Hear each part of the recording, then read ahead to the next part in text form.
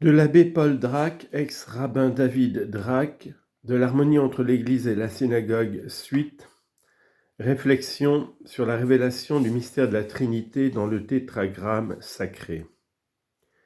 5. Voici comment le même docteur de la synagogue explique ce verset des Proverbes chapitre 10, verset 1. Le fils sage fait la joie de son père, et le fils insensé est l'affection de sa mère. Le fils sage, dit-il, c'est la personne par voie de procession, et le fils insensé, c'est l'homme de la création. L'homme dont la mère fut astreinte à expier le péché. C'est ce que veut dire ce verset d'Isaïe, chapitre 50, verset 1. Vos crimes ont fait répudier votre mère. Ainsi le fils sage qui fait la joie de son père n'est pas un homme créé, c'est le fils par voie de procession ou de génération éternelle, à qui son Père éternel dit « Tu es mon Fils bien-aimé, en toi j'ai mis toutes mes complaisances ». Marc chapitre 1 verset 11, Luc chapitre 3 verset 22. Le Fils insensé, au contraire, c'est l'homme créé qui a follement offensé son Père et qui par là a causé l'affliction du Verbe, appelé la mère dans le langage kabbalistique. Cette mère fut obligée par suite du péché de ce Fils insensé de se faire pécher elle-même. On lit en note Eum qui non noverat peccatum pro nobis peccatum fecit. 2 Corinthiens chapitre 5 verset 21. Celui qui n'avait pas connu le péché s'est fait pécher pour nous. Péché, hatat, signifie à la fois en hébreu péché et victime pour expier le péché. Fin de note. De se rendre malédiction pour lui, confère Galates chapitre 3 verset 13. De s'anéantir, Philippiens chapitre 2 verset 7.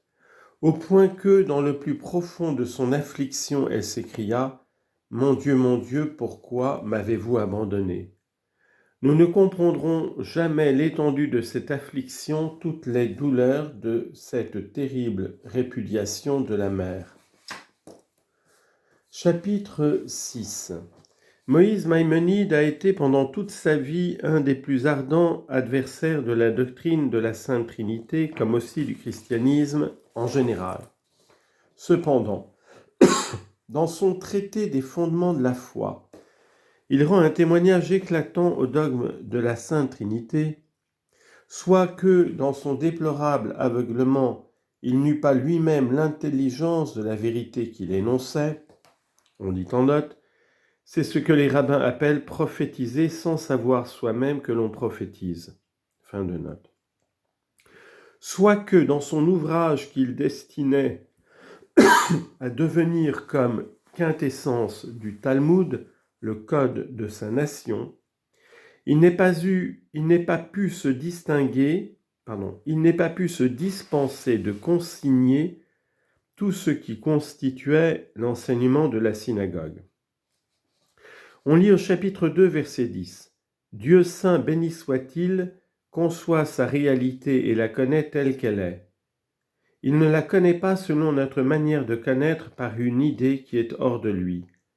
Car l'idée que nous concevons de nous-mêmes est quelque chose de différent de nous. Mais il n'en est pas de même du Créateur, béni soit-il.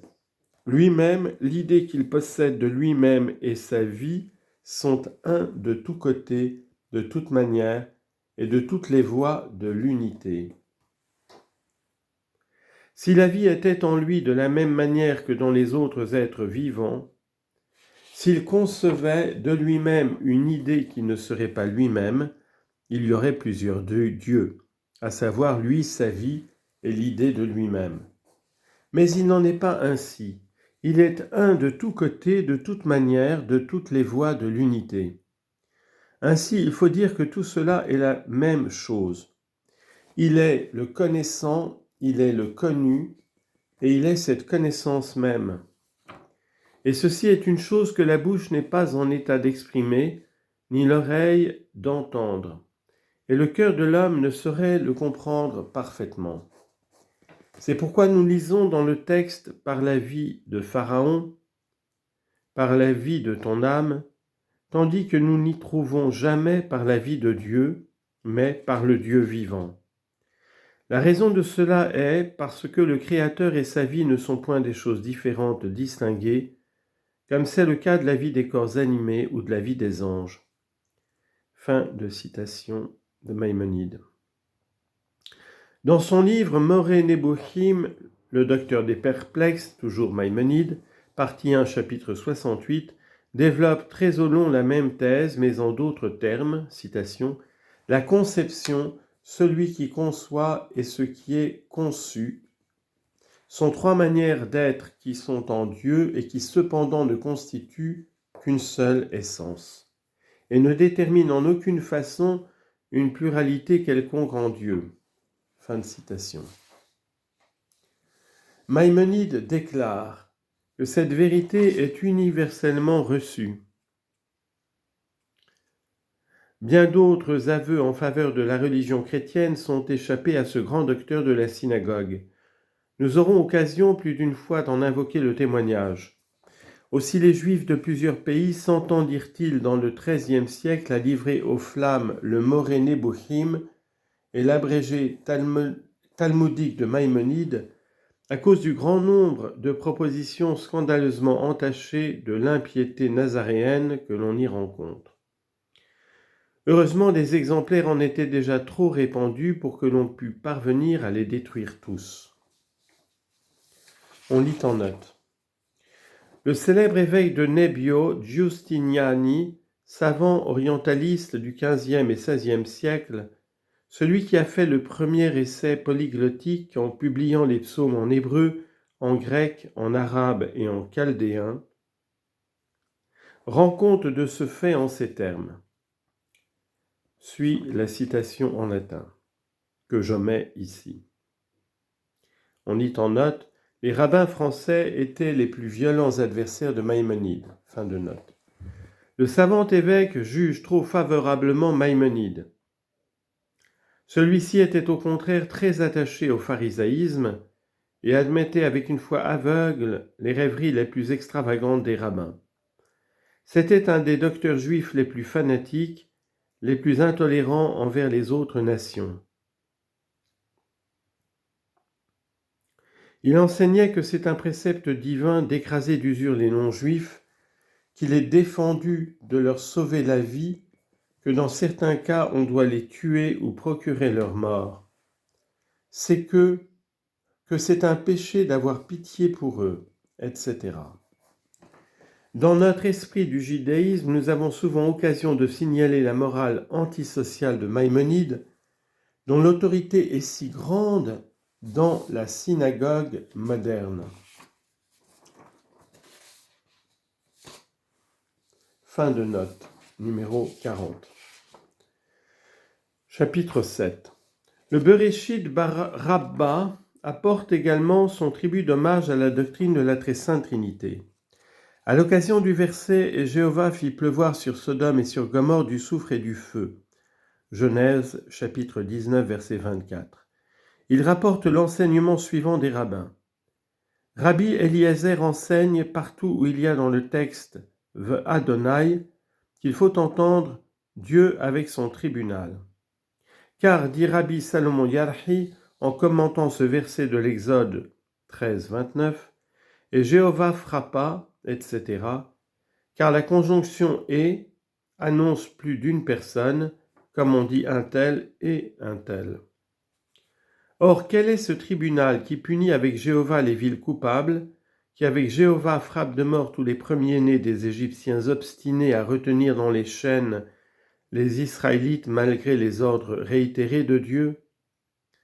Tout rabbin vous répondra que tribunal, Beit Din, veut dire 3 personnes, parce que dans la loi mosaïque, un tribunal ordinaire est composé de 3 membres. C'est ainsi que le Talmud, traité Rosh Hashanah, folio 25 recto, dit que toutes les fois qu'on érige 3 personnes en tribunal sur Israël, ils ont la même autorité que le tribunal de Moïse. Fin de citation.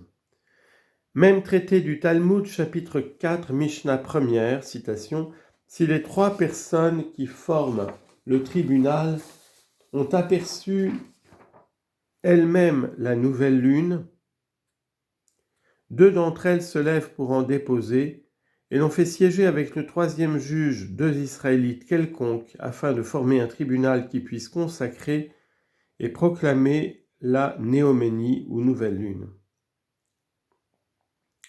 De nos jours, c'est devant un tribunal de 3 que se donnent les lettres de divorce et que les lévires se font déchausser par la veuve de leur frère mort sans postérité. On lit en note: pour ce qui regarde la loi mosaïque du Lévira, voyez Deutéronome chapitre 25, verset 4 et suivant. Depuis le synode juif de Worms, la synagogue, malgré le texte formel du Pentateuque, ne permet plus d'épouser la belle-sœur tombée en Lévira.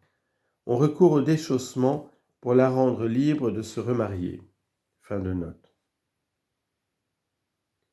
Forme aussitôt un tribunal. Les 3 juifs les moins civilisés, les plus ignares que l'on fait asseoir en juge, forment aussitôt un tribunal, qui aux yeux de la synagogue à pleine autorité, nous gémissons d'avoir à le dire, de délier leurs coreligionnaires de leurs serments, d'annuler leurs promesses et leurs engagements les plus sacrés, tant pour le passé que pour l'avenir. On lit en note: cette cérémonie appelée annulation des vœux et des promesses se fait pour chaque juif au moins une fois par an, communément dans les jours de pénitence, depuis la veille du jour de l'an vers le mois de septembre jusqu'à la veille de la fête des expiations. Le juif qui sent sa conscience trop chargée de promesses et de serments fait asseoir 3 de ses frères qui se constituent aussitôt en tribunal. Devant cette cour, il expose qu'il se repent de toutes les promesses et de tous les serments qu'il a jamais articulés et qu'il les rétracte. Ils sont si nombreux, dit-il, en terminant sa protestation, que je ne saurais les spécifier. Qu'ils soient donc à vos yeux, je vous prie, ô Rabbi, comme si je les avais énumérés en détail. Le tribunal, sans autre forme de procès, déclare les susdits serments et promesses nuls, de nul effet et non avenus.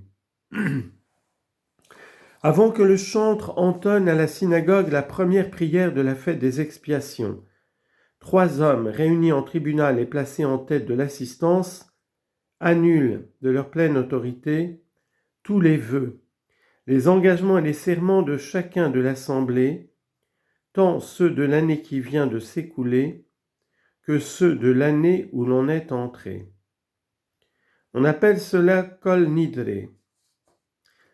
Quelques rabbins ont voulu soutenir que cette dernière annulation n'est valable que pour l'avenir. L'effet en dernier résultat serait toujours le même, puisque cette cérémonie se répète tous les ans. Mais ils ont été victorieusement réfutés par d'autres docteurs qui prouvent que l'on en profite aussi bien pour le passé que pour l'avenir. Nous n'avons pas besoin de faire apprécier le funeste effet de ces 2 cérémonies si opposées à tous les principes de la morale la plus simple.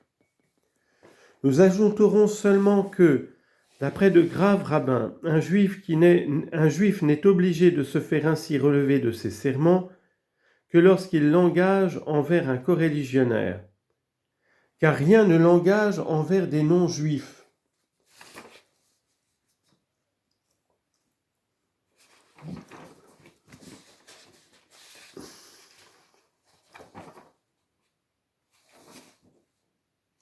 Fin de note.